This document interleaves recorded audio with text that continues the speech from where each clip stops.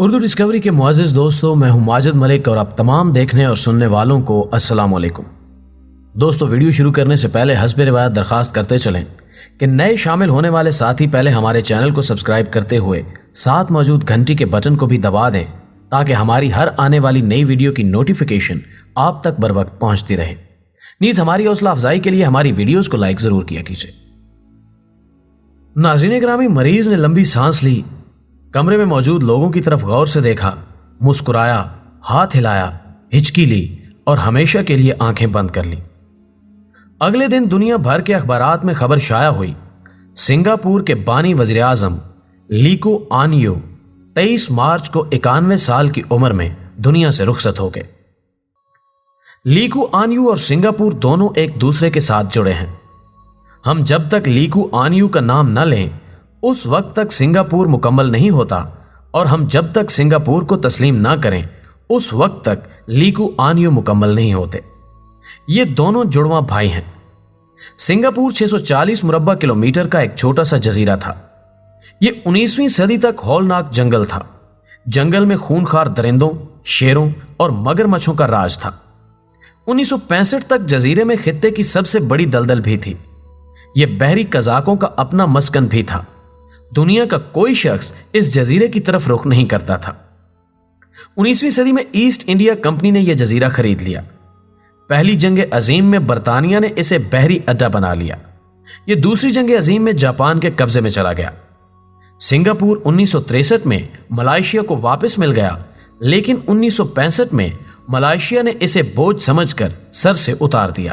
Singapore کو آزادی دے دی گئی۔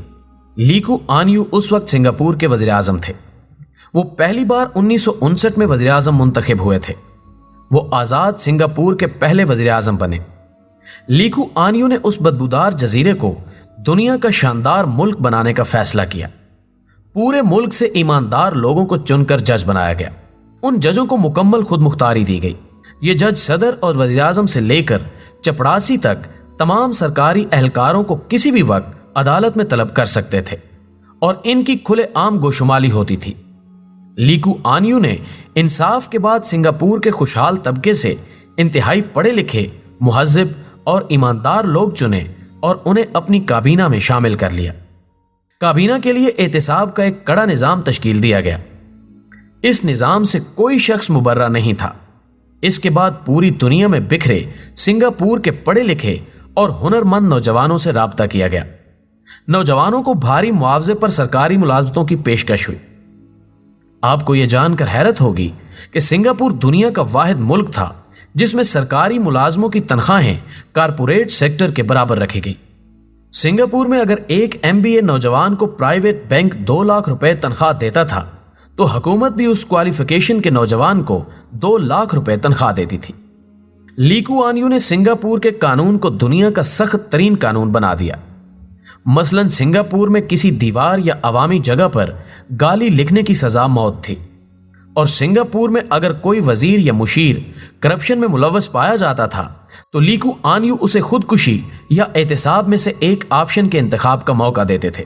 وزراء عموماً اس لمحے خودکشی کو ترجیح دیتے تھے۔ لیکو آنیو کی اصلاحات کے نتیجے میں صرف 30 برسوں میں سنگاپور دنیا کا 9واں امیر ترین ملک بن گیا۔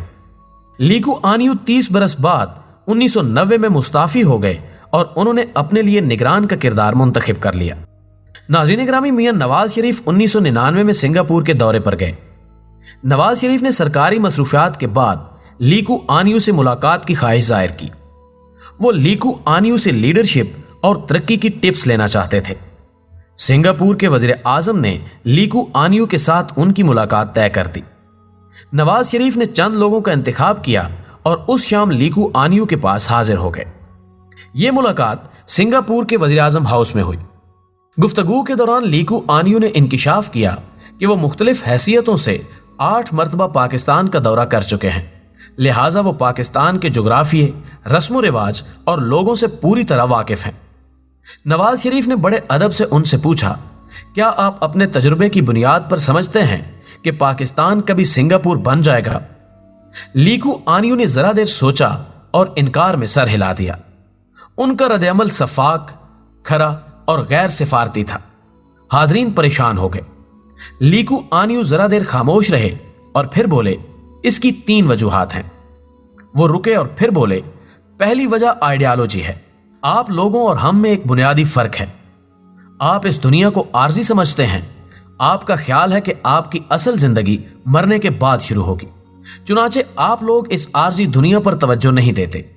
आप सड़क, इमारत, सीवरेज सिस्टम, ट्रैफिक और कानून को संजीदगी से नहीं लेते, जबकि हम लोग इस दुनिया को सब कुछ समझते हैं। लिहाजा हम इस दुनिया को खूबसूरत से खूबसूरत तर बना रहे हैं। वो रुके और जरा देर बाद बोले, आप खुद फैसला कीजिए। जो लोग इस दुनिया पर यकीन ना रखते हों वो इसे खूबसूरत क्यों बनाएंगे। दूसरी वजह, आप लोगों की जिंदगी के बारे में अप्रोच दुरुस्त नहीं। मैं पेशे के लिहाज से वकील हूं। हिंदुस्तान की तकसीम से पहले मैं उस इलाके में प्रैक्टिस करता था। मेरे मुवक्किल कलकत्ता से कराची तक होते थे। मैंने उन दिनों हिंदू और मुसलमान की नफ्सियात को बड़े करीब से देखा। मेरे पास जब कोई हिंदू क्लाइंट आता था और मैं केस के जायजे के बाद उसे बताता था कि तुम्हारे केस में जान नहीं है, तुम अगर अदालत में गए तो केस हार जाओगे, तो वो मेरा शुक्रिया अदा करता था और मुझसे कहता था, आप मेहरबानी फरमाकर मेरी दूसरी पार्टी से सुलह करा दें। मैं उसकी सुलह करा देता था और यूं मसला खत्म हो जाता था। जबकि इसके मुकाबले में जब कोई मुसलमान क्लाइंट मेरे पास आता था और मैं उसे सुलह का मशवरा देता था तो उसका जवाब बड़ा दिलचस्प होता था। वो कहता था, वकील साहब आप केस दायर करें, मैं पूरी जिंदगी मुकदमा लड़ूंगा। मेरे बाद मेरे बच्चे लड़ेंगे और इसके बाद उनके बच्चे लड़ेंगे। लीकू आनियो रुके और मुस्कुराकर बोले, मेरा तजुर्बा है, जो कौमें अपनी नस्लों को विरसे में मुकदमे और मसले देती हों वो कौमें तरक्की नहीं किया करती। और तीसरी और आखिरी वजह फौजी आमरीयत है। आपके मुल्क में फौज मजबूत और सियासतदान कमजोर हैं और मुझे पूरी दुनिया में आज तक कोई ऐसा मुल्क नहीं मिला जिसने फौजी आमरीयत में रहकर तरक्की की हो। नाज़रीन ग्रामी, ये लीकू आनियो का वियन था। वो हर मामले में इतने ही क्लियर थे। आपको शायद ये जानकर हैरत हो कि लीकू आनियो ने सिंगापुर में च्युइंगम चबाने पर पाबंदी लगा दी थी। ये पाबंदी लिटरिंग लॉ का हिस्सा थी। इस कानून के तहत सिंगापुर में च्युइंगम चबाना, खुली जगह पर थूकना और वॉशरूम के इस्तेमाल के बाद फ्लश न करना कानूनन जुर्म था। ये आज भी जुर्म है। थूकना और फ्लश न करना कई ममालिक में जुर्म है, लेकिन जहां तक च्युइंगम का मामला है, इस लिहाज से सिंगापुर दुनिया का वाहिद मुल्क है जिसमें बबल गम पर पाबंदी है। मुल्क में च्युइंगम बेचने वाले को $2,940 जुर्माना और 2 साल कैद की सजा मिलती है, जबकि च्युइंगम चबाने वाले शख्स को पहली बार $500, दूसरी बार $1,000 और तीसरी बार $2,000 जुर्माना किया जाता है। ये पाबंदी और ये सजा जिस कदर हैरान कुन है, इस पाबंदी की बैकग्राउंड भी इतनी ही दिलचस्प है। सिंगापुर की हुकूमत ने 1983 में अवाम को सरकारी फ्लैट्स बनाकर देना शुरू किए। सिंगापुर इस वक्त दुनिया का वाहिद मुल्क है जिसके 91% लोग जाती फ्लैट्स के मालिक हैं। ये तमाम फ्लैट्स हुकूमत ने बना कर दिए। सिंगापुर में सरकारी ट्रांसपोर्ट का सिस्टम भी 1983 में शुरू हुआ। अवाम के लिए फ्लैट्स और ट्रांसपोर्ट का सिस्टम बना तो लोग सरकारी बसों और फ्लैट्स में च्युइंगम फेंक जाते थे। इससे बसों की सीटें, हैंडल, लॉक्स और फर्श खराब हो जाते थे, जबकि फ्लैट्स के दरवाजे और कॉम्प्लेक्स की लिफ्ट्स भी च्युइंगम की वजह से फंस जाती थी। सिंगापुर ने 1987 में $5 अरब की लागत से मेट्रो रेलवे भी शुरू की। मेट्रो में भी च्युइंगम ने गंदगी और मसाइल पैदा करना शुरू कर दिए। लोग ट्रेन के लाक में च्युइंगम फंसा देते थे, जिसकी वजह से दरवाजे लाक हो जाते और यूं ट्रेनों का शेड्यूल खराब होता था। चुनांचे हुकूमत ने च्युइंगम पर पाबंदी लगाने का फैसला किया। च्युइंगम पर पाबंदी की तजवीज़ 1991 में सिंगापुर की पार्लियामेंट में पेश हुई। पार्लियामेंट में इस पर पूरा साल बहस हुई। पार्लियामेंट ने 1992 में इसे कानून की शक्ल दे दी, जिसके बाद सिंगापुर में च्युइंगम इस्तेमाल करना और बेचना दोनों जुर्म हो गए। दोस्तों, इस कानून के हैरान कुन नताइज बरामद हुए। सिंगापुर 2 साल में दुनिया का साफ तरीन मुल्क कहलाने लगा। आपको यह जानकर यकीनन हैरत होगी कि सिंगापुर में 1992 से कोई शख्स खा उसका ताल्लुक सिंगापुर से हो या ये गैर मुल्की मेहमान हो, उसे इस कानून से इस्तिस्ना हासिल नहीं। पुलिस च्युइंगम चिबाने वाले हर शख्स को पकड़ लेती है। आप इस मामले में सिंगापुर हुकूमत की हसासियत मुलाहिजा कीजिए। सिंगापुर में अक्टूबर 2009 में इंटरपोल की जनरल असेंबली के 78वें इजलास का फैसला हुआ तो सिंगापुर हुकूमत ने 146 ममालिक की हुकूमतों को खत लिख दिया था कि सिंगापुर में च्युइंगम पर पाबंदी है, लिहाजा कोई मंदूब च्युइंगम लेकर सिंगापुर में दाखिल ना हो। सिंगापुर हुकूमत का यह खत महज धमकी या वार्निंग नहीं थी, बल्कि हुकूमत ने एयरपोर्ट पर 186 मेहमानों के सामान की तलाशी भी ली। सिंगापुर में 1992 से 2015 तक बेशुमार लोग च्युइंगम इस्तेमाल करते हुए पकड़े गए। उनमें अमेरिका और यूरोप के वुज़रा तक शामिल थे। सिंगापुर की हुकूमत ने ना सिर्फ उन लोगों को जुर्माना किया, बल्कि उनसे जुर्माना वसूल भी किया। सिंगापुर की हुकूमत इस कानून के मामले में किस कदर सख्त है, आप इस बात का अंदाजा सिर्फ एक मिसाल से लगा लीजिए। 1992 में जब यह कानून बन रहा था तो यूरोप और अमेरिका ने उसे इंसान के बुनियादी हकूक की खिलाफवर्जी करार दिया। बीबीसी ने इस कानून पर तबसरा करते हुए कहा कि च्युइंगम पर पाबंदी तख्लीककारों के साथ ज्यादती है।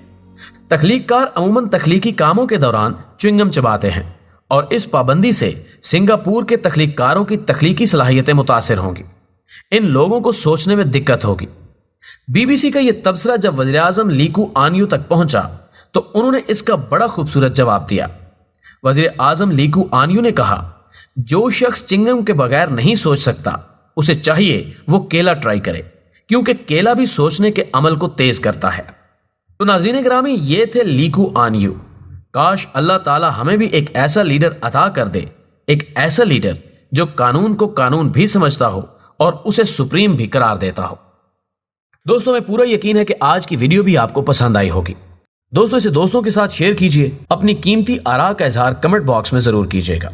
हमारी अगली वीडियो आने तक अपना और अपने प्यारों का ख्याल रखिए। अल्लाह हाफिज।